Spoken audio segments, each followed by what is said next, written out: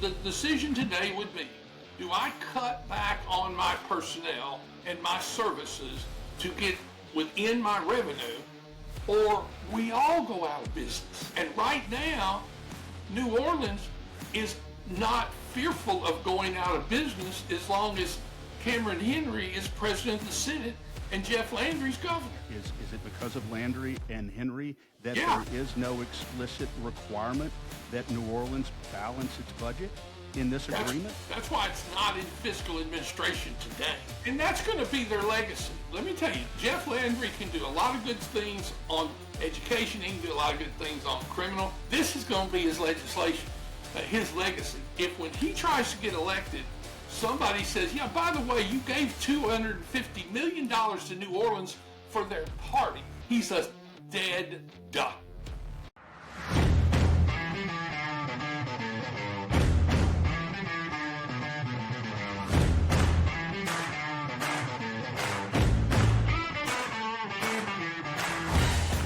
Thank you, ladies and gentlemen, for joining us once again on the State of Freedom. The State of Freedom is a listener-supported podcast. We're committed to pursuing the truth about policymaking, decisions, and situations in Louisiana and at the national level that stand to impact our freedoms. Please become a monthly supporter of the State of Freedom at freedomstate.us as we continue to expand the voice of liberty across Louisiana and beyond. Meet the world's first living, full-spectrum, certified organic CBDA hemp extract. Nessa's hemp oil was extracted from seed to bottle without chemicals, solvents, or heavy metals, and it surpasses world-class standards for purity. This pure and powerful CBDA has been proven to reduce aches and pains, ease mental tension, and promote better sleep. To get yours today, visit the Shop Our Partners page at freedomstate.us. Welcome to the State of Freedom, everyone. Good morning. We are coming to you. We're coming to you from a place of being grounded in faith and the Constitution. We're committed to giving voice to the truth, living with courage, and taking action. And it's Tuesday, October 18th. The year is flying away. It's 10 a.m. Central, and I'm Danielle Walker, joined by my good friend and co-host, the watchdog in chief of Louisiana Citizen Advocacy Group, Chris Alexander. We are coming to you live on Voice of the People USA TV and radio network on Rumble, X, YouTube, and Facebook. And of course, you can always catch us the day after on our podcast platforms like Spotify and Apple. Well, joining us today is our friend Paul Hurd. He's a friend of the show, and he is our resident sage and redistricting guru. We'll be digging today into the New Orleans budget bailout and reforms at the state level that would return power to the legislature and make the legislature perhaps accountable to the people. What a novel idea. Welcome to the show, Paul. Man, it's a good morning to be here. I appreciate you having me. Indeed. It is always a pleasure. Well, let me start out with the scripture of the day. Today is Galatians chapter 6, verses 7 through 8. And it says this: "Make no mistake about it, God will never be mocked, for what you plant will always be the very thing that you harvest. The harvest you reap reveals the seed that was planted. If you plant the corrupt seeds of self-life in this natural realm, you can expect to experience a harvest of corruption. If you plant the good seeds of spirit life, you will reap the beautiful fruits that grow from the everlasting life of the Spirit." And isn't it amazing that this truth is pretty universally acknowledged, that the way that you operate and how you treat others will come back to you, maybe not right away, but they will catch up to you sooner or later. And as we look at the unrest of the country and the state of our communities and our state, we can see that the seeds of self-life have produced a harvest of corruption to the detriment of the people. And those people, us, we could be instead reaping the fruit of a beautiful harvest. And it can be overwhelming to look at, but the Lord can turn it around. So today I have 3 prayer points for us based on this scripture. And I'll just walk us through them together and y'all pray it along with me. Lord, first, I, along with my brothers and sisters, repent for any part we've had in sowing corrupt seeds in our own personal lives or in our communities, states, and nation by way of knowingly or unknowingly supporting corrupt candidates and leaders, or by our silence. Second, Lord, we ask you to bring the full measure of justice to those who have abused power and are causing us to reap these overwhelming harvests of corruption. And 3, Lord, we ask you to bring a cleansing along with this exposure we see and to raise up righteous leaders who will be true Christ-like servants to the people. Yeah, a cleansing catharsis, Danielle. You said during the prayer that, eventually things do come back around, whether we are planting good, fruitful seed or whether we are planting bad seed. And it looks as though when you look at the city of New Orleans, that they've been planting some pretty bad seed over there. And here to talk to us about it, as you said, is Paul Hurd, the one and only, who really doesn't need an introduction. And Paul, thank you for joining us on the State of Freedom for a little while today. It's great to be here on a very difficult and unfortunate subject. Yeah, it is indeed. Paul, you called a couple of weeks ago, you called for a statutory takeover of New Orleans by the state of Louisiana because of, to paraphrase Jefferson, a long train of abuses in fiscal mismanagement in the city of New Orleans. And it seems like if there was ever a situation that would call for it, it would be this situation that we're facing. But instead, the bond commission allowed the city to sell off, I guess, $125 million worth of bond to cover the shortfall. And the legislative fiscal auditor will have, I think, plenary supervisory authority over their fiscal affairs going forward. Is that at least part of what you wanted? And if it's deficient, how so? Well, it is to some degree what we needed, but the legislative auditor does not have authority over their operation. The only authority that it has is over whether to release the funds that will be realized by the sale of the bonds. You sell the bonds to a bank, the bank buys them, they get $125 million, and they put it in an account in the name of New Orleans. And now New Orleans has their $125 million that they have no place on their budget to repay it, and it's to be used to pay salaries and the cost of the employees going forward. In other words, what they're doing is when they pay November's and December's salaries, they're going to pay them out of this fund.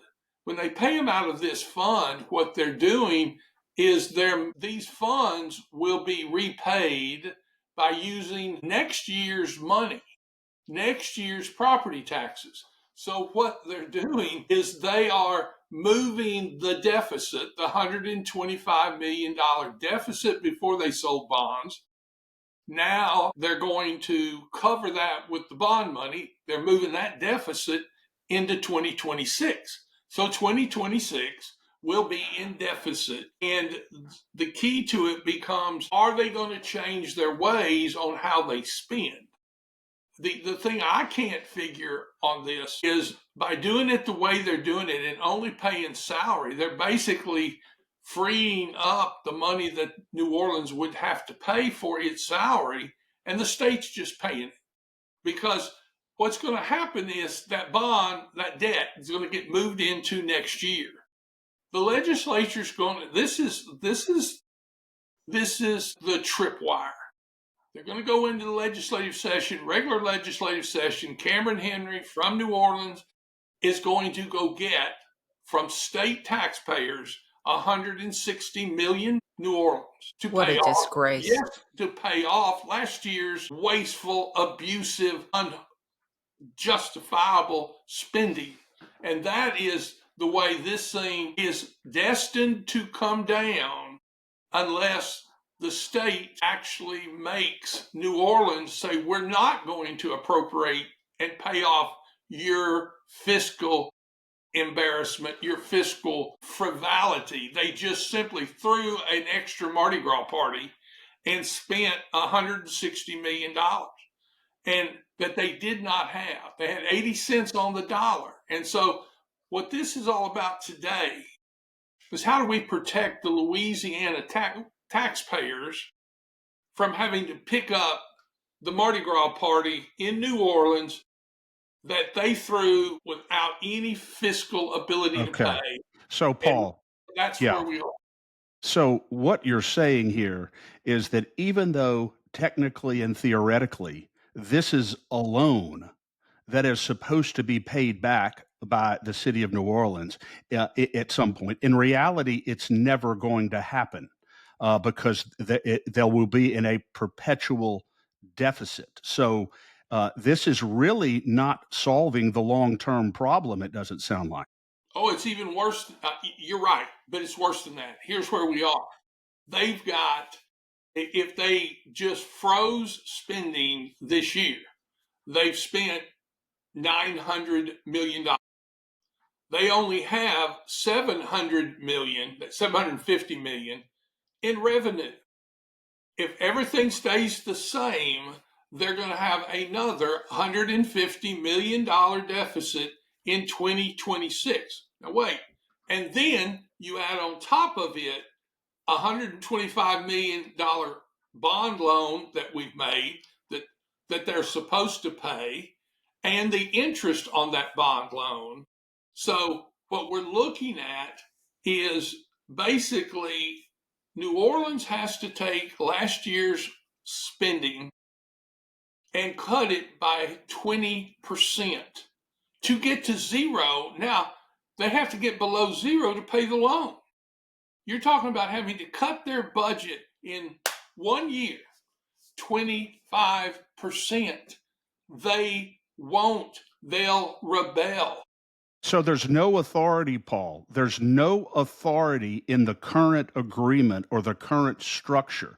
I mean, I read yesterday that the state, Cameron Henry, is reserving the possibility for the state to go forward and do a complete statutory takeover of all the affairs in New Orleans, where they basically say, look, you can leave, municipal officials. We got this. We'll call you if we need you. That's not what occurred here.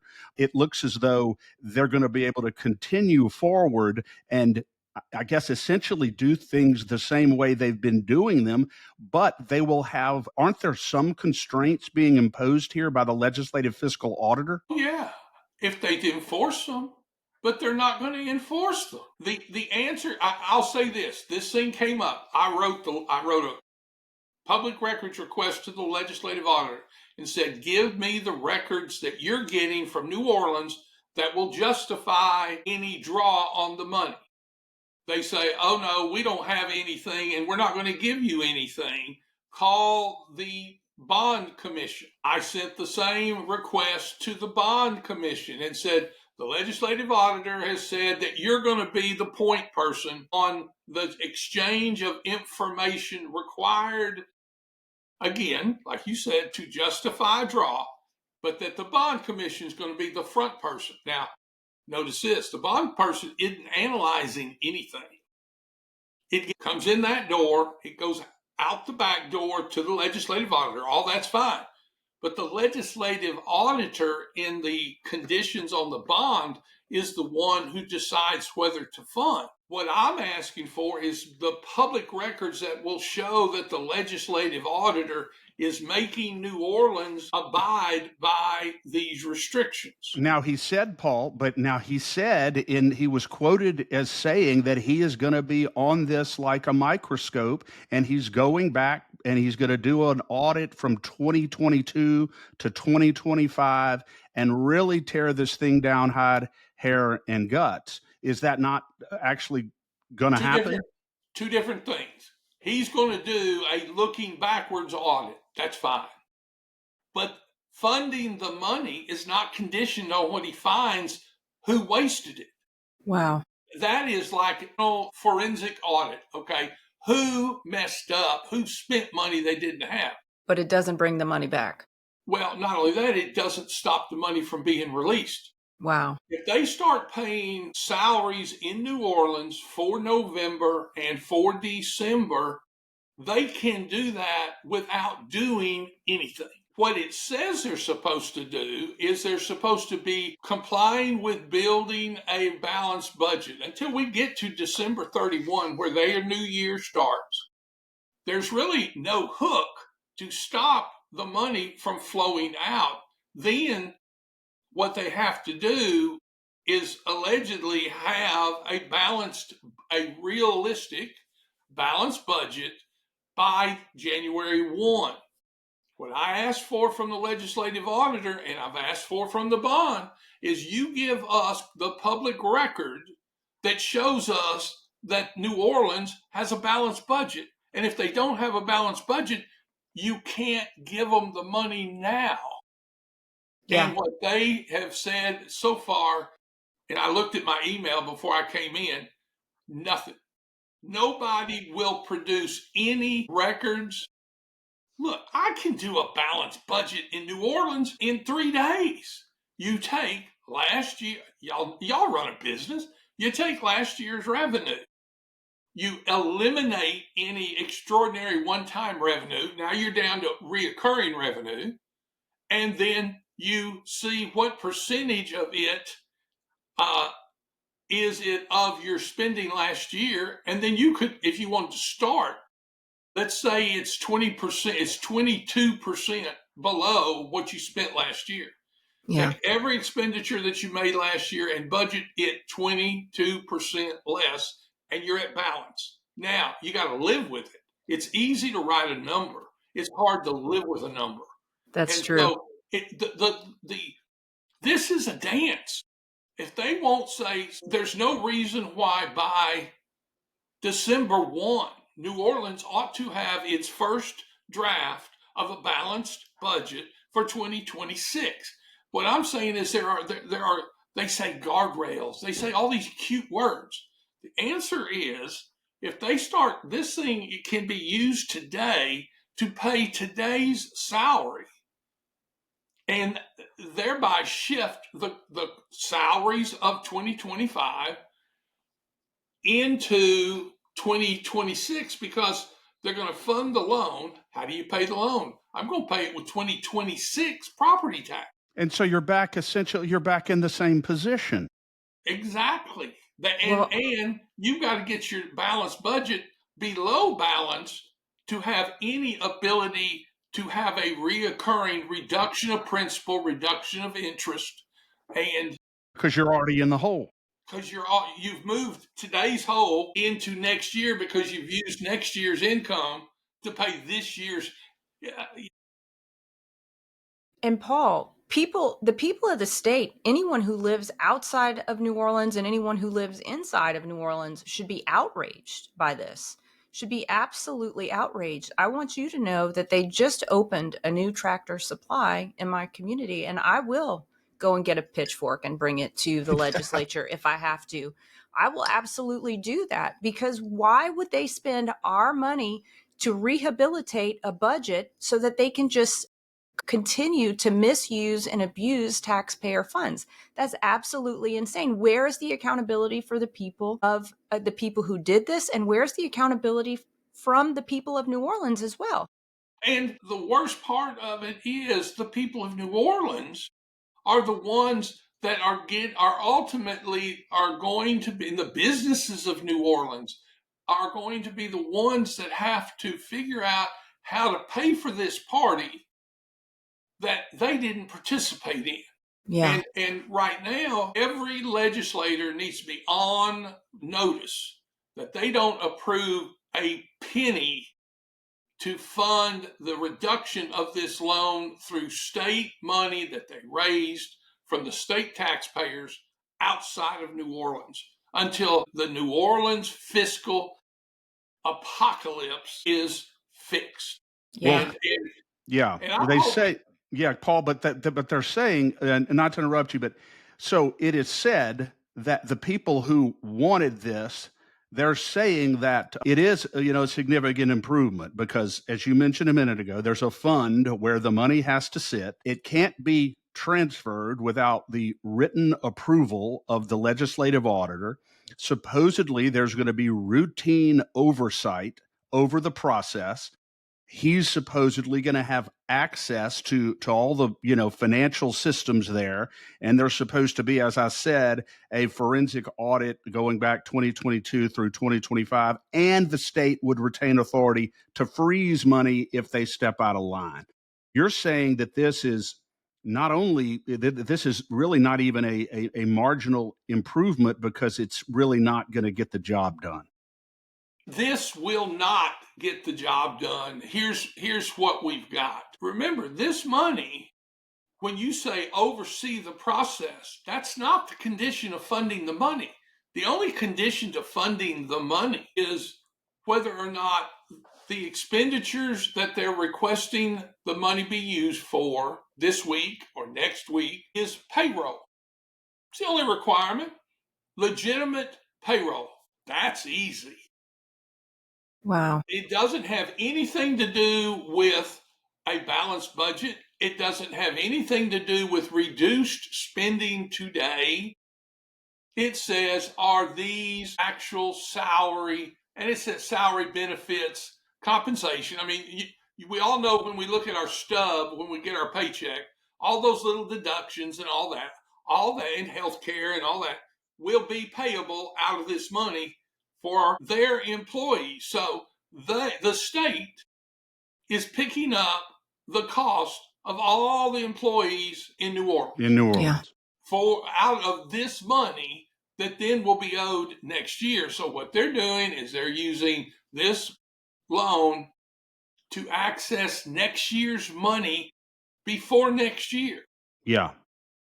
And no enforceable requirement, Paul, no enforceable requirement for a balanced budget, which would obviously entail the real streamlining of government. No enforceable mechanism for this. Not until at least January 1.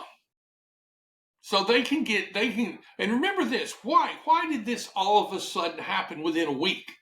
The reason it happened within a week is they did not even have enough money in the bank to pay their employees. Wow. They could not make payroll.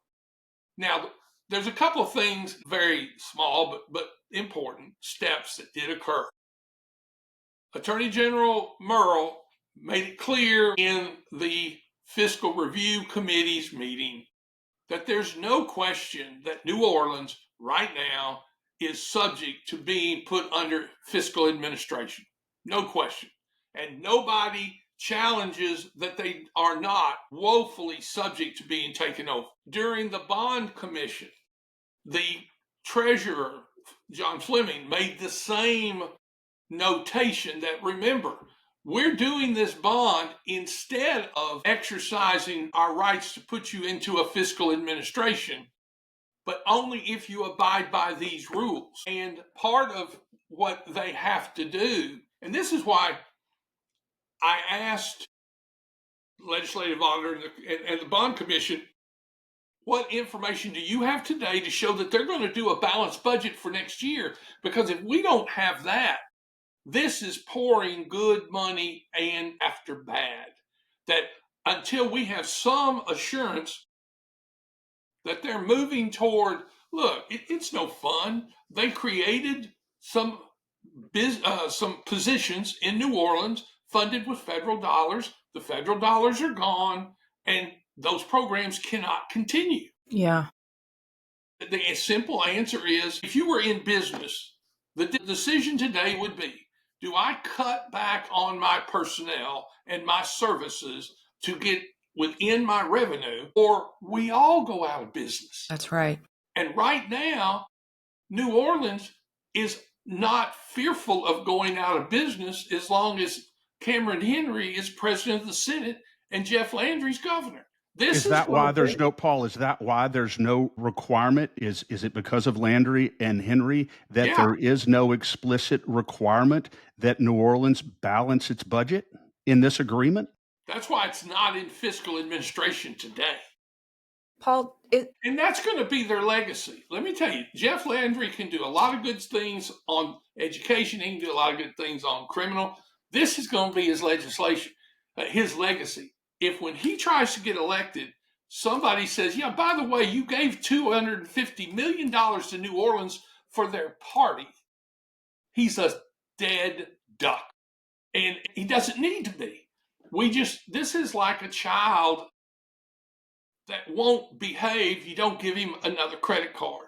And the answer is, we got to fix the child because we love them. We want to fix it. But guys, there's no easy way to do this except to say, get your budget balanced. And if you don't, we're not going to give you a penny. Yeah. Is there a role for Treasurer Fleming in this? Does he have an off switch to say, you know what, I just won't cut the check? At this stage, not for the treasurer by himself. Now, the Fiscal Review Committee is the legislative auditor, the attorney general, and the treasurer. But it takes all three unanimous votes before you go into fiscal administration. But those three could say you're not, and the conditions that they gave said if you're not in compliance, then we don't have to fund the money. It doesn't say that we're going to put you in fiscal administration, but the fact is, if they become in fiscal administration, they don't have to worry about funding the money because the auditor controls it directly at that point. But this thing's that's why what we need is a citizens group, maybe a legislative committee. I don't trust the legislators either because they're all scared of the governor and they're all scared of Cameron Henry as president. This thing may not have happened had Cameron Henry from New Orleans not been the president of the Senate. Wow. Had we had a president of the Senate from Alexandria, I'm just picking anywhere but New Orleans, I think the ability of New Orleans to simply say, forget that we've wasted 100, let's just go, we'll fix it first. How often do you ever reward someone for a problem that they don't fix first? Yeah. And that's really where this thing is the loan fixed the cash flow. They can make payroll this week. Think about that. That's the next biggest city in the state now, couldn't make payroll. They didn't have cash in their checkbook to pay this 2 weeks worth of payroll. They had to get this loan and get it quick. And that means that money's coming out of that account quick. Unbelievable. Do you think the reason they held off on the fiscal administration is because there's a new incoming mayor? And do you think she's going to bring any accountability to bear on this? Well, I think that's her opportunity and that's her burden. Yes, I think had the mayor been reelected, the one that they had, and that administration been in effect, the idea that they would not be put in administration, to me, would be a political atomic bomb. Yeah. But because they have changed now, I'm not mad. I'm not distrustworthy of Mayor-elect Marino or the new council.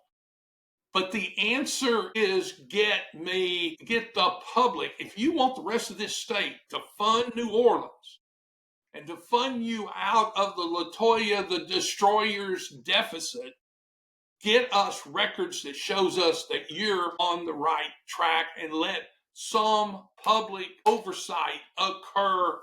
They're getting reports every 2 weeks and monthly on the payroll and on the balanced budget. And you ask anyone and they won't give you anything. I mean, it's like unless you sue them for a public records request, they won't give you anything. They won't. How is it that they're not, Paul? How is it that they're not? They're required by law to respond to a public records request, aren't they? They're required not to deficit spend. What happened? They do what they want. You know, I was in banking, and banking has my first 10 years. I was in-house counsel at a bank, and my supervisor, I came in, I said, you know what's happening? We're violating a regulation. He said, okay. What's the penalty? He said, that doesn't sound too bad. Go fix it. But my point is, with New Orleans and their political immunity from punishment, what's the penalty? I'm sorry, we spent $160 million we didn't have, so the state gave us $125, and we found $40 million laying on the side that we had forgotten about. That's the reason the loan's for $125 and not the $160 that's the deficit. The total projected deficit for this year is $160 million. When this thing came up, New Orleans said, wait a minute, we got $40 million that some entity owes them. So we only need $125 million to cover payroll and the rest of the expenses for the rest of the year. And They it's have had just, to know this is coming for a while, right? yeah. I mean, come on. There was a report in March from their chief Financial officer. chief administrative officer, that said, guys, by the way, this budget's not working. And it was an election year. Nobody squealed. Nobody, not a candidate that's an incumbent, not a new candidate that was a new candidate. Not one person squealed, because anyone who squealed was going to be voted against because they would be in favor of cutting the budget. And so everybody, you had to try to get elected without promising to do the first thing you were going to need to do.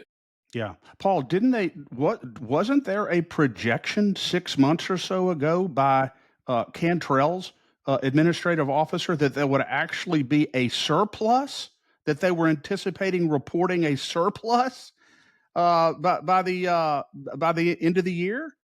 I haven't seen that one. Yeah, but I did. I read that where they were anticipating that they would have a surplus. And then we are 6 months later, 160. Do you have any idea? You said they found the 40 million that somebody owes them. Do you know where that money is actually coming from? That $40 million? It's another governmental entity that's not fiscally underwater. So what they've got, one governmental entity is going to shift 40-something million to New Orleans because they owed it. It's like water or sewage or maybe, anyway, something like that.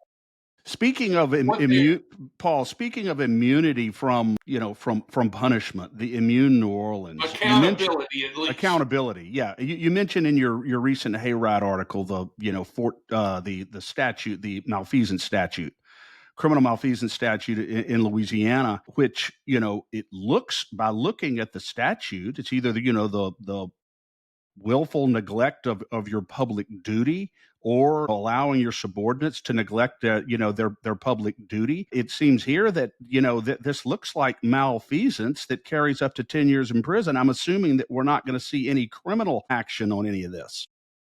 I don't know. I don't know how you can spend $160 million that you had no authority to spend and that you didn't have the money, and bankrupt an entity, and that not somehow be malfeasance under that statute. Now, you're exactly right. We know the DA won't prosecute carjacking in Orleans Parish. He's not going to prosecute malfeasance in office in City Hall. The Attorney General may have jurisdiction. The feds may have jurisdiction over federal money that rolled into New Orleans that was misspent. But if they misspent state money, it's between the prosecutor and the Attorney General. And that's a difficult situation because our Louisiana Constitution gives the district attorney in each parish real strong unilateral authority on whether to prosecute or not prosecute. Yeah. If the money, we all have leverage. I guess if there's one thing that President Trump has taught us, it's that we can all, if we look around, find leverage. The question is the DA part of the spending problem, and therefore he could be handled by the Attorney General if he wanted to get in the pot with the misspenders? Or is he willing to prosecute in Orleans Parish this abomination of a fiscal mess? I'm going to say big fat no. Well, and that's the problem. What I want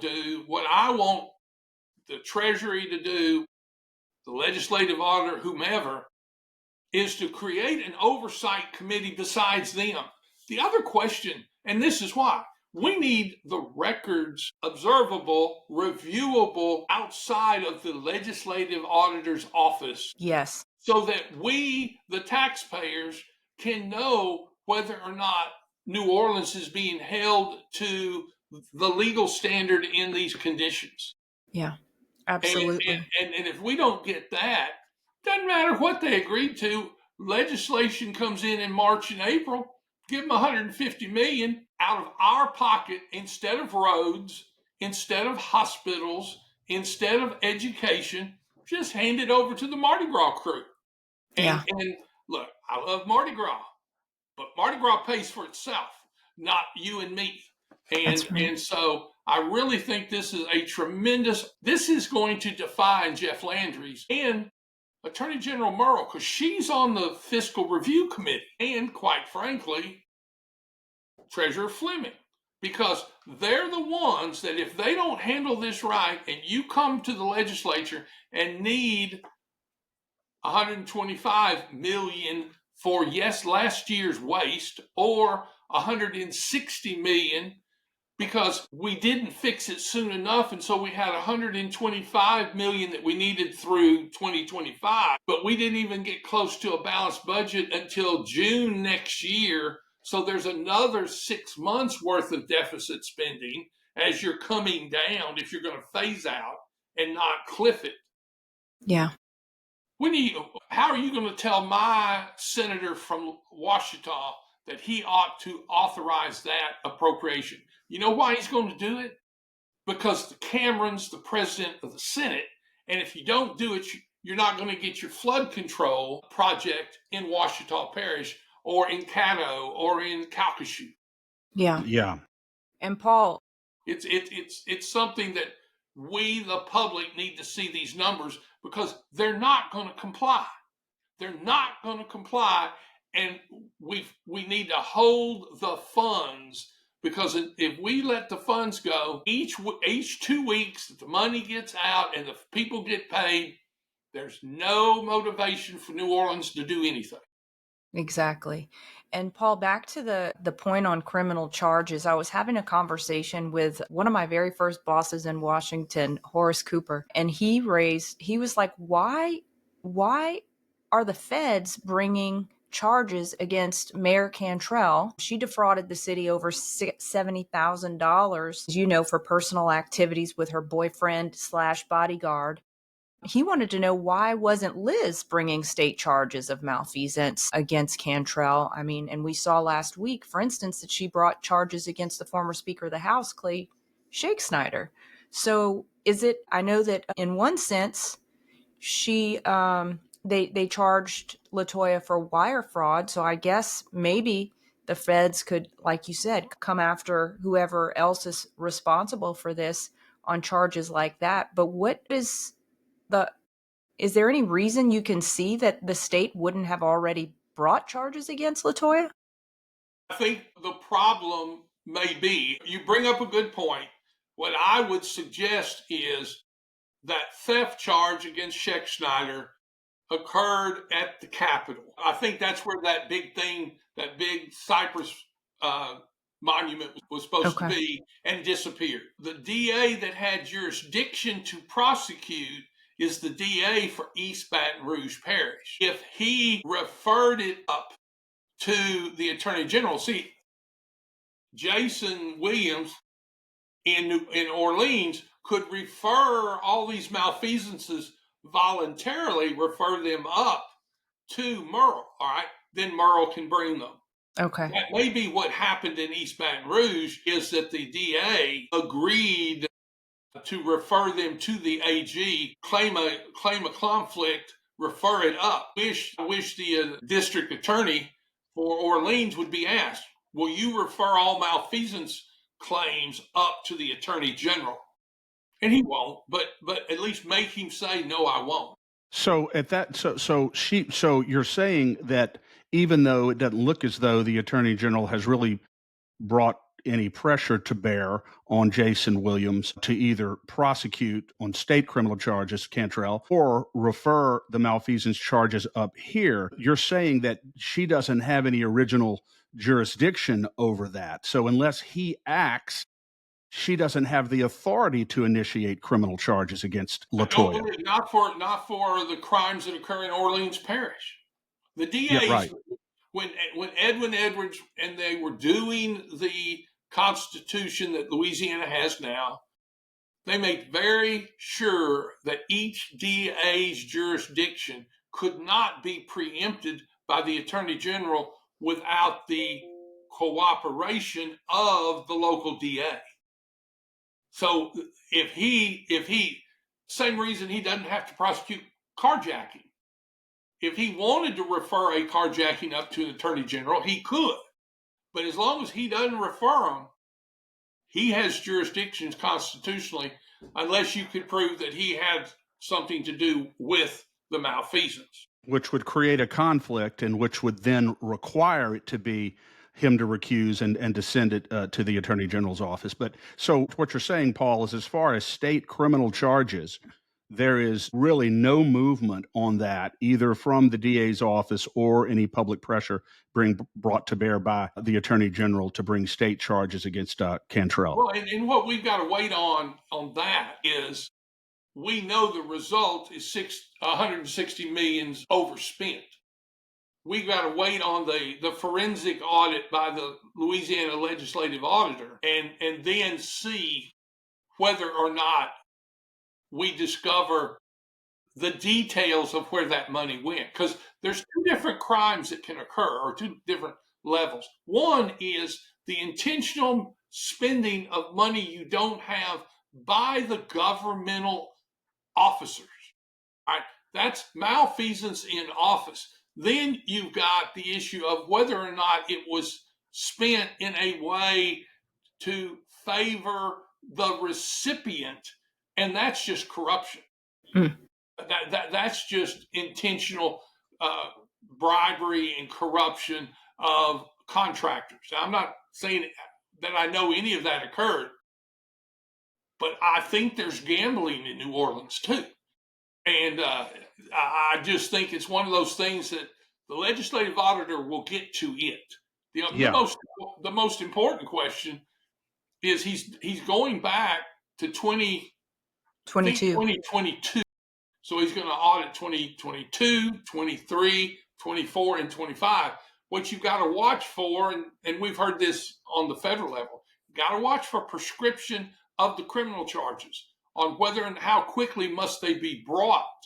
And so we need to get to these audits need to be done in a year, in 6 months, so that any accountability, criminal or civil, can be asserted without losing the right to recoup money that was misspent. Yeah. So your general position, though, is that under the state malfeasance law, intentionally refusing or failing to perform a required duty or performing a required duty in an unlawful manner or facilitating illegality by subordinates or people under you, you have strong suspicion that that has occurred on the part of the municipality in New Orleans, but you don't think there's enough now to bring forward those charges just by what we know now. I mean, they drove their city into an absolute rut, and right. With this. Well, if you find a car at the bottom of the Grand Canyon, somebody did something wrong driving. You don't know how they got there. Yeah. The audit tells us how he took the wrong turn, how he intentionally decided he was through with life, and he drove all 17 people over the cliff. To get a criminal charge, you need the detail, and that's why the audit. And that's important. Yeah, because you bring criminal charges against individuals. You can't bring, I guess, criminal charges against a municipality. You've got to know who the individual actors were in order to be. And the one thing that may be the best defense in New Orleans, and I'm being facetious here, is that they're going to plead ignorance. Mm-hmm. Golly gee, I didn't know. Mm-hmm. Malarkey. And I think the answer is they're responsible to know what they are doing and what they're entrusted with. And so what I'm more worried about right now, while the audit is going to get 90 days, 6 months, on the forensic backwards audit, what I'm worried about is I don't want a penny out of the fund to go out until we've got a semblance of a balanced budget for now and for all of 2026. And until we have that and the records that justify it, because this is a whole nother layer. Mm-hmm. And you've heard some of this. They budgeted last year $57,000 for overtime pay in the whole city. They spent over $500,000 in overtime pay. Come on. Budgeting is not just plug a number and then ignore it. Budgeting is put a number in there and live within it, and the number needs to be accurate. And the other number one problem, we need the records to justify the first expenditure. If we don't have records that justify the first expenditure, we're setting no standard for the next and the next. Yeah, that makes sense. So basically, Paul, the nutshell here is that what we're doing here, we're going forward and we're putting a Band-Aid on an immediate, very massive short-term problem with no assurance that anything is being done to make sure that the problem does not recur in the future.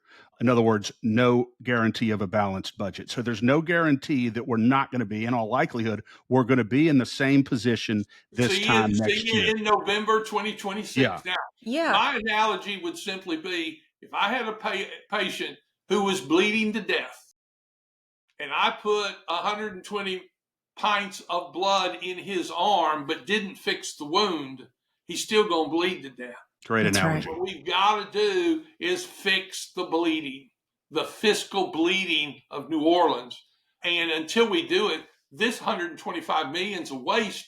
The only person left to pick it up is the state of Louisiana. And that's what's right now, unless there's immediate adjustment of spending. We just sold a bond that the state is going to voluntarily pay for in March and April. Whenever the legislative session meets, they're just going to appropriate a special fund to pay it. That's all. I mean, they're just going to, and there's nothing wrong with that if it was New Orleans' money. The problem is they're going to take our sales tax or our other income tax that all of us throughout the state pay. And I love New Orleans. I don't mind helping. But I'm not going to give them a pint of blood while they bleed out anyway. And so what we need New Orleans to fix itself for tomorrow, and the state may very well have to help it fix itself from LaToya. But right now, I don't want the worst. Yeah, and there's no way, just to round that out, there's no way for ordinary citizens to be able to determine 100% what is going on inside the government of New Orleans, how the money is being spent, how it has been spent, because they're not responding to public records requests. So basically, we'll be relying on the report of the legislative fiscal auditor, who is himself a government official. Right, and who is reports to the president of the Senate. Wow, yes. Look at that little circle. Isn't that nice? But Paul Hurd doesn't have a right to look directly at the guts of these records and figure out what's going on. Yeah, I think it's unfortunate. Well, you do have a right, but it's not. I think what they're doing is simply daring someone to sue them for the public records, and it's just a stall. And I'm hoping that after they've refused and the word's gotten out, that there's no public oversight. That's the key to this. There is none. The bond commission's not going to review the information. They're going to receive and pass to the legislative auditor, and the legislative auditor isn't giving out any information. So he can say at the end, trust me. That's it. And that's the point. So we have essentially, to the extent that the government is watching over the government, it really is, in a sense, the fox guarding the hen house here. They owe us accountability with and through transparency. Amen. And that's what we've got now is they've hidden the problem by saying, "Oh, we're going to make sure you comply next year." That gets us nowhere, because this money is only being supervised over it being employee compensation. Right. Other than that, now the budget can be and is written as an additional requirement, but the timing's different. The money needs to be funded in November and December, and the budget doesn't even have to be balanced till January 1. And then we don't even have a chance to know whether it's realistic. Can they stay within it? Will they stay within it until January or February or March? And guess where all the fund money's already gone at that point. Yeah. And that's why I'm saying it's the timing. This was simply a cash flow with almost no restraint, because they'll use it up on employee before March. Well, and Paul, then, cover your ears, but I would say that anyone watching who has some anger, some interest in those public records requests might ought to think about suing, and they might ought to think about a good attorney that we know. You better believe it. Absolutely. I'm hoping that when the Attorney General hears and the Treasurer hears that Look, they're calling already. Yeah. You already got the call, Paul. That when they hear that they've said no, they need to set up a mechanism, a website, if they will, where the records that they're relying on just go to the website so that we can see them. And so we can know when they decide, when the legislative auditor decides, this is what I received, all right, we'll know what that is. And I'm the legislative auditor, and this is what I find to be true and sufficient to justify funding. We've got everybody contemporaneously on the record and looking at the same information. Exactly. But in the situation, in other words, what you're describing, Paul, is that you have Mike Wagasback looking at voluminous records of spending by the city of New Orleans. He comes to his conclusions about where the money went, how it was spent, and you would have the exact same records, and you would be in a position to either agree, or any other citizen to either agree with his conclusions or to challenge his conclusions based upon the same records. But we don't, in a government that's supposed to be of, by, and for the people, we don't have that access. Look, I even remember this, another way to cover this is to do it with so much information you can't dig out the critical information or the cumulative budgetary information. It took me an hour. I built a spreadsheet and sent it to both of these people and said, look, based on the existing software and reports that New Orleans has, and each account's got a number, so you know what number it is in the budget system, in a computerized system. I said, here's the summary of what we need to know about compensation, about expenditures for each department. And part of the rules in the bond is that the budgeting has to be by department and it has to be realistic. So I just broke down a summary and said, all you got to do is take your detailed income statement, expenses and income, revenue, and summarize it, because what I don't want to happen is police get cut and cultural development and libraries get increased or not. What we need is priority budgeting, and it wasn't hard to do. This special report could be written off as a special report off their existing system instantly. And that's what we need for the public to know, that our money's not going down, being washed down the river. Yeah. So even if there is, Paul, so let's just say, even if there is, a balanced budget, even if they do come to a point where they're no longer deficit spending, the people still have a right to know where the money is going and how it's being prioritized, right?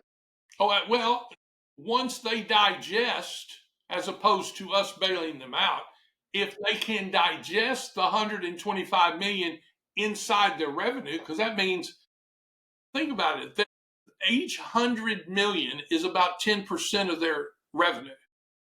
They've got to cut 20% to get to zero. And then they've got to cut another 10% if they want to pay that loan off in 1 year. Even if they cut it by 2% to cover the bond will take 10 years to pay out, or 5 years to pay out. What I'm saying is it can be amortized at some reasonable level, but that still means that last year's expenditures need to be reduced on the budget and maintained at 22% less. Man, that's hard to do, but we need to, if you've got to walk across the Sahara Desert, the best time to get started is today because it's a long trip. Amen. Yeah. And so anyway, I'm hoping that this helps the governor, the attorney general, get a public disclosure information portal, get us the information that helps us easily see that they are complying or not complying with their requirement to balance a real budget and to only fund payroll for a certain period of time. Paul, are there any constraints, legislative constraints on the state level? I know, we're talking about the municipality of New Orleans now, but, it's I kind of shudder to think about the fact that the state would be the one supervising fiscal stewardship of anybody's money in light of the condition of of the state now fiscally. How would you compare the situation in New Orleans to the state as a whole? Well, I'm going to say this. I've got I think a similar issue, and that is my understanding of the profession and the practice of being an auditor is that one of the primary principles is the auditor cannot have any responsibility over the function that he's auditing. Otherwise, he's auditing himself. Yeah. We've put the legislative auditor on the verge of running New Orleans and then saying, I'm going to audit what I did. And it's not fair. It's not appropriate. The way a fiscal administration works is the legislative auditor would remain the legislative auditor, and the court would appoint a third party, if you will, accountant, administrator with a staff that would oversee the operation of New Orleans. Yeah.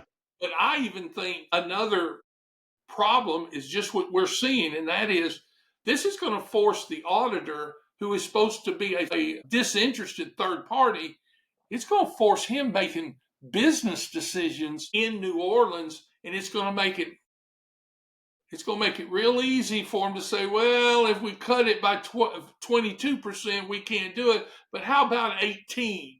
And all that gets done, and then the auditor decides 18 is good enough because he was in on the decision. He doesn't need to be in on the decision. He needs to be reviewing their decisions, and we need some outside citizen legislator group reviewing the data that's coming in, because we know what's coming down the pike, and that's going to be a request for 160. Here's what I'm going to tell you. It's going to be a request because they said two things at these hearings that I haven't mentioned. One, they said, this is going to take 3 years to get through this deficit spending. That tells me that somebody is thinking they're going to give New Orleans the right for 3 years to deficit spend. And not only are we going to have our 125 this year, but we're going to have 60 million next year, and then the next year 25 million, and finally we'll be nowhere. We'll be right back where we are, and we're going to have to make them say, I'm sorry, but there's no manna from heaven this year. Balance your budget. Yeah. Because all the rest of us live in a material world where you can't spend more than you take in. Not only that, their financial stability requires that they have 1 year of operating cost in their reserve to be deemed a stable municipality. And they've drawn that down to, remember, their operating costs are $900 million. That accounts down to $45 million. It's 5% of what it needs to be. And they're going to use part of that money to fund this month's operating expenses plus the 125 to cover the employee expenses to try to get to the 160 million Right. at the end of the year. And they're still digging a hole. They get an F in basic math from me, Paul. Oh, no. Well, I'm going to say I agree with what you're saying, except for one thing. They know what They they know what they're want doing. is the sugar daddy at the end of the legislative session.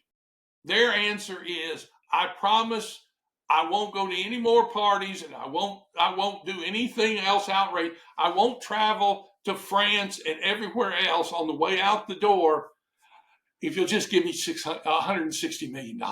I mean, it's just embarrassing.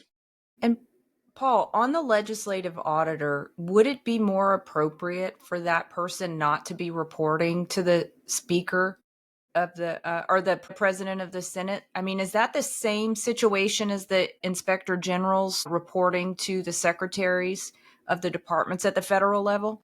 There's nothing you can do about it. That's what the legislative auditor does. That's his statutory boss. That's why you're hitting on the right. That's why you can't escape and you need a third party so that he remains the auditor, not the participant. Exactly. But as long as there are, a mix of people, elected officials who are not reform minded, and the politics involved of the way this accountability structure is set up, with, as Danielle said, with the fiscal auditor being answerable to, the Senate president. Paul, your point about the third party, a true third party, independent, forensic citizen auditor who knows what they're doing, or a group of people, is the only way to get this done. It's just too incestuous politically. And, we've seen so much in this state where they try to appear as though they're doing something. They want the perception and the projection of reform to be out there, but they don't want to do what's really necessary to achieve meaningful reform. And I think that really is the nucleus of your criticism of all of this. Right. That's exactly right. And the answer is, this is nowhere near as strong as a fiscal administrator would be, because the fiscal administrator simply can say no and not have to ask anybody. What we're doing now is backing off and saying, we're going to give you $125 million to make your payroll that you can't make. And we're going to give you 60 days to come up with some sort of budget, but nothing is required on the fix tomorrow is not a condition of funding today. And so again, the state's $125 million will be out the door without any accountability and without any assurance that the same song, second verse, will be sung next year in March and April and May. Yeah, definitely. Now, Paul, before we let you go, one question on congressional redistricting. Sure. What do you think is going to happen with California? We've seen a lot of fireworks over there about their redistricting plans. They're interesting in the sense that I think, they're going to, what we've gotten into is the Supreme Court ruled that the federal courts have no jurisdiction to question the state's construction of election districts if it's constructed based upon partisan favoritism. You have the right to do that at the state level, and the only person that is accountable is your state legislator. The answer is, I think they can do just like Texas, and you're going to end up with some ugly districts. I think, look, I've been looking at this for 30 years. I think there is a way to have a statute or in the state constitution, a provision that protects voters and not parties and not politicians. and I've got to go through parties and politicians to get it enacted. So it isn't going to happen anytime soon. Between now and the 2026 elections, you're going to have partisan gerrymandering in Texas, in California, in Indiana. Interestingly, in Louisiana, depending on how our case comes out, we could end up with 6 Republicans instead of 5 and 1. Because if you want to cook the districts, what's interesting is you could very well end up with every district being majority Republican, but it's going to be competitive. And that's where the incumbent desire to say, okay, give them one, just make mine where it's not competitive. Well, exactly. Just make one of them, just make one unconstitutional. Okay. We'll just reduce it by half. Well, you don't even, I'm going to say this, even District 2, as drawn up in the plan that's under scrutiny, is a racial gerrymander. That's what I mean. So yeah. But it can be cleaned up in the sense of whole parishes and still be majority Democrat. And that's why? So that the Democrats are there and they don't get too many of them in Scalise's district, don't get too many of them in the Baton Rouge district. And so that's what's going on, is how much do those incumbents and the politicians supporting those incumbents, how much do they want and be willing to have a competitive district? But the best case scenario would be that you would end up with a 6 Republican, 0 Democrats. You could end up with 3 Democrats and 3 Republicans if a couple of the competitive ones barely went the other way. Now, the desire for safe electoral districts, period, is a fundamental driving force of all districting. And so as it relates to what's going to go on between now and the 26th, you're going to have a state-by-state battle over the desire for safe political districts versus competitive political districts. And that'll really tell you how much gets gerrymandered with what we say in the sense of it being bizarre districts that has a little of this, a little of that, come in here, go out there. I've always liked, one of the terms that we invented was duck contiguity. Districts have to be contiguous, but if you take some of New Orleans and you hook it to St. Tammany, the only way it's hooked is that a duck can fly from New Orleans across Lake Pontchartrain to St. Tammany. And you get it there, you get it down in Plaquemine, you get a little duck contiguity, and it's ugly to everybody but a duck. Well, Paul, thank you for taking the time to be with us and shedding some light on this subject. It just means an awful lot and very informative to our listeners. And, knowledge is power, and you always bring it. So thank you for being so generous with your time. Glad to be included. Glad to be participating. We love you, Paul, and we'll be talking to you soon. Thank you. Chris, Paul Hurd is always a champion. You can always trust him to bring the fire. I mean, I knew that he was watching New Orleans like a hawk, but I had no idea. And I knew it was bad, but I didn't know how bad this deal was. When we were talking before the show, the articles make it seem like it's just daisies.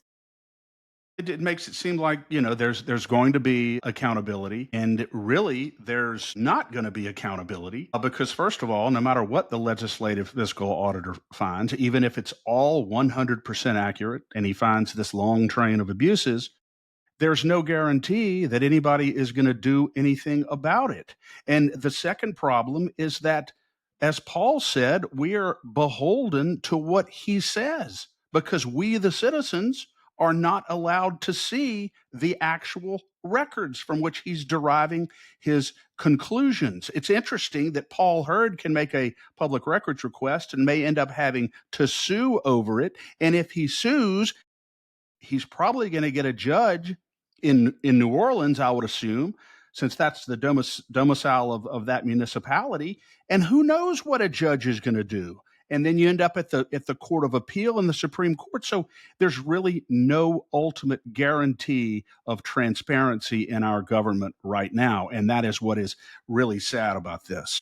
Well, Chris, since you said that, I'll say, since there's no guarantee that there will be transparency, there's a 100% guarantee that there will not be transparency, because that is what we have come to learn by experience. Exactly. Since there is no guarantee of transparency that is enforceable with consequences, we can rest assured that there will be no transparency. You're exactly right, Danielle. And, and Paul predicts that we are going to be, or New Orleans is going to be, in exactly the same position at this time next year as they're in now. So, they should have gone with the statutory takeover, where the state completely takes over the operations of the municipality that's insolvent, and the law provides for that. But that's not what they did. It looks like they did a sort of some patchwork here, a temporary Band-Aid, and the Band-Aid itself has got blood pouring through it. So I don't know. And what's interesting to me, Chris, is that if you were the incoming mayor of a city that was completely insolvent, you're going into a meeting with the state to try and figure a way forward. Wouldn't you want the oversight to protect yourself, right? This is a very delicate time. I would want the oversight for maximum transparency if I intended to do the right thing and try and right the ship. I think that if elect Moreno wants to right New Orleans, you would think that she would say, state, come here, let's open the books, open kimono, let's figure this thing out together. I'm happy to take direction because I don't want this falling in my lap. Danielle, they call you brilliant for a reason. And that is an absolutely brilliant point. If this new mayor was politically astute, she would go in there and do exactly what you're saying, because it would do two things. It would take the pressure off of her and to do this, or she would work with them, but it would also emphasize to the public that all of this pre-existed my tenure. I'm That's not right. responsible for this. Yes. But, if she had been smart, she would have done that. But that's not what's occurring. And so what's going to occur now is, I know the people know she was just elected, but there's going to come a point in time, and it may be 8 months from now, it may be a year, it may be 18 months, maybe to whenever it is, when she's going to wake up one day and it has all become her problem, whether it's legitimately her problem or not, and whether she's fighting tooth and nail to try to do something about it, it will become her Achilles heel at some point. And she could have avoided that if she had encouraged or even insisted upon Paul's plan of resolving this. So I think it's not going to bode well for her going forward. No. And a couple points, Chris. I think we do need to do some calls to action on this because it's going to impact our personal pocketbooks. So perhaps we need, one, Senate President Henry demanding the release of the records by the legislative auditor. And two, we need to go to the entire Senate, or whoever it is. If it's the Senate that makes the decision on this, I'm not sure. It may be the whole legislature, and say, do not give New Orleans one red cent. Yeah, and I think there still is time to do that. I think there's time to do that because, if you agree with Paul, and we do, right now they're doing exactly, really functionally, what we were trying to avoid. They're giving New Orleans money to solve an immediate, urgent problem while imposing no real accountability on requiring them to fix it going forward. That's what we're dealing with here.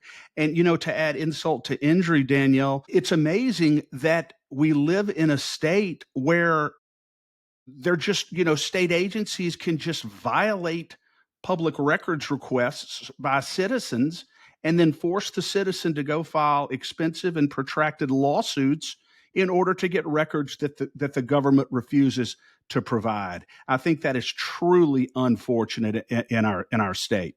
It's disgusting, and it shows the absolute disdain for the public.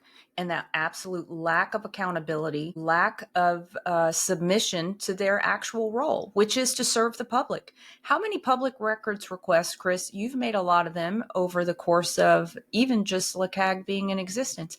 How many public records requests have been answered with even an acknowledgement of receipt? I would say they've all acknowledged receipt, and generally we receive some portion of records. In a But timely manner? not really, not really. But usually we end up getting them. But the only time that we've received everything to which we've been entitled was a couple of times that we had to file suit. And I don't believe that that's the way it should work in a government that, that is built theoretically upon transparency. I mean, Paul Hurd has been practicing law in the state of Louisiana for 30 years. I mean, he's brilliant. He's a seasoned constitutional lawyer. He has a background in banking. And yet, right now, he doesn't have access to the same records the legislative fiscal auditor has access to in coming to the conclusions that he's going to come to regarding what's going on in New Orleans. I mean, so we have to rely on a government official to tell us what another government agency is doing and how they're spending our money with no way to check it. No. And this is perhaps an idea, Chris, because, as we were preparing for the show, we were talking about, well, is there some way for the city of New Orleans to do a transparency measure like Treasurer Fleming has instituted with his school initiative, where all the books of the schools are opened up for the public to see how they're being spent, how are they being managed, are there over expenditures, are there unexplained deficits? And the people can see if these entities that are being paid for by their tax dollars are being properly managed. Well, this is what I think should happen, Chris. I think we should all challenge our parish presidents to start a transparency measure.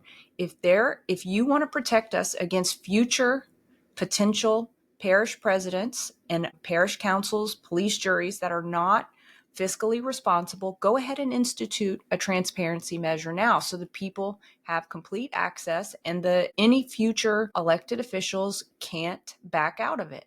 Why don't they all just start their own transparency measures, put all the books online?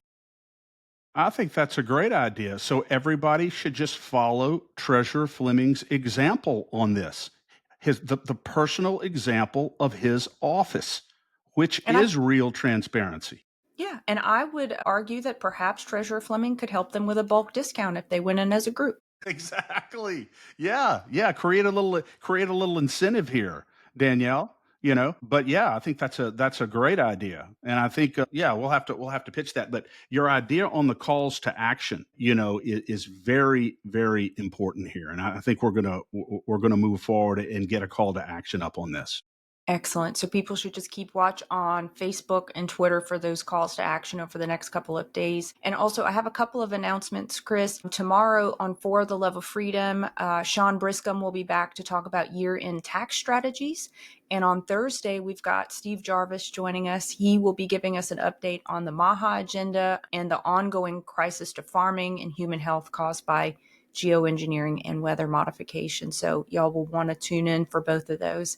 We'll be back with you at 10 a.m. Central on both days. Yeah, and I'm looking forward, Danielle, to talking to Steve about his view of Susie Wiles, because several people have said that the Trump's chief of staff is the one who is blockading real MAHA reform.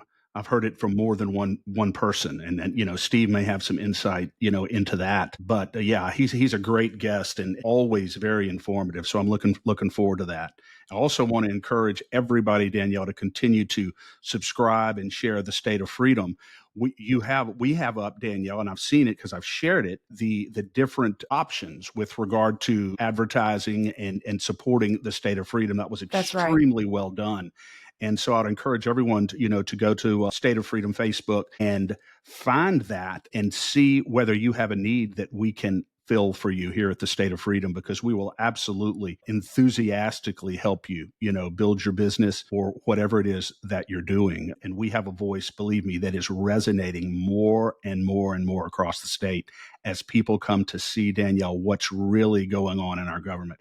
I don't think there's ever been a time in history, Danielle, in Louisiana history, where a podcast like ours in our state has been more urgently needed, or that we're filling a more important niche than and I say that with all humility. I just think it's hugely important what we're doing. Yeah, it is. And it's also hugely important what you're doing, leading LACAG, Chris, Louisiana Citizen Advocacy Group, making sure that the legislators understand that people are aware of what's going on and people need to be heard. And you are the voice of the legislature very often, and people should support LACAG as well, lacag.org. And Danielle, there's no way that's LACAG is doing it. And there's not a watchdog group in Louisiana that's doing it as comprehensively, as exhaustively, and as exhaustingly as we are in the legislature. That's right. Everything they do that affects Louisiana citizens, we know about it, we see it, and we make sure that the public knows about it. And I don't think there's any other group. And it's amazing how, people sometimes construe the public disclosure of votes, individual votes on hugely important issues, as somehow attacking the legislators. That stuns me, that when LACAG very directly and truthfully and broadly reports how our legislators by name voted on hugely important issues, or how they killed a bill here that would have served Louisiana citizens, and we report that, how somehow we're attacking our public officials. Guess what? Nobody made you run for office. Nobody made you swear to the Constitution that you're going to serve and protect Louisiana citizens. Nobody made you go into office and yield and bow and bend the knee to big special interests. We're not doing anything other than reporting facts. We're not attacking your family, your background, anything. But we are going to unapologetically make sure that voters know exactly what their legislators are doing. And if we're going to be attacked for that, or accused of attacking for that, as far as I'm concerned, we are hovering right over the target. Yeah, I agree with you, Chris. And on that point, I just want to make one other point that I neglected to make earlier, which is a real and I believe legitimate concern about Senate President Henry having such a heavy hand in this process, even if it's just a hand of influence. We saw, and you can correct me if I'm wrong, Chris, but I'm pretty sure we saw this past legislative session him not move bills forward that needed to be moved forward. Three bills, just die on the Senate floor. A very important DEI bill, a very important bill that would require someone who receives an ethics complaint in the state to know who's accusing them, and then a bill that would have categorically prohibited foreign donations to our campaigns and our candidates. Just die on the Senate floor in a Republican-dominated Senate. And don't forget that he also carried the water, I believe, for Senator Cassidy to try and fix the elections to work in his favor. Absolutely. Cameron Henry is the one who tries to sneak this amendment onto a bill to eliminate the second Republican primary so Bill Cassidy can go back to the Senate on a plurality. This is a Republican Senate president doing these things. And this is the guy to whom the legislative fiscal auditor is answerable in terms of his reports and his conclusions and his scrutiny of the fiscal affairs in New Orleans. This is the guy to whom he's accountable. I mean, I would hope that as a resident of New Orleans, President Henry would want New Orleans affairs to be fiscally in order. I would certainly hope that, but time will tell, I guess. I mean, I feel like if that were the case, we would have seen maybe some different outcomes in the recent meeting. I don't know, Chris. Danielle, I don't know what, Paul said that, the 3-person fiscal agency or whatever that made the decision about whether, not to go forward with the complete takeover of New Orleans. It was, John Fleming, the legislative fiscal auditor, Wagasback, and then Liz Murrill, the AG. And they have to be unanimous. in order to, to go forward with the statutory takeover. So I don't know. I would suspect that, Commissioner Fleming probably was leaning in the direction of a takeover. I know, I know how he is fiscally, but we really don't know. But at least one of them, and maybe two of them, and possibly all of them, declined to do that. But I think they should have gone forward with the statutory administrator that is provided for in Louisiana law. If there's ever a situation that requires it and demands it, it's the one in New Orleans, and they didn't do that. And I think it was probably a missed opportunity when they had a real big bat hanging over the city of New Orleans, a bat that they could have swung and used, and they did not. And it's unfortunate. Well, perhaps they can pick it up at any time, but any time later is just going to cost us more money. Well, yeah, it's just going to cost us more money. Paul is right on this, Danielle, but, as always, it's always fun being with you here, and a privilege to be able to get the word out. And I'm looking forward to Steve Jarvis. And as we always say, as I think about my hero, William F. Buckley Jr., inveighing we shall go.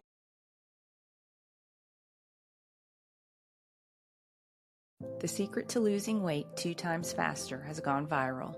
See the transformations hundreds of thousands of men, women, and teens are experiencing around the world with the Slenderiiz drops.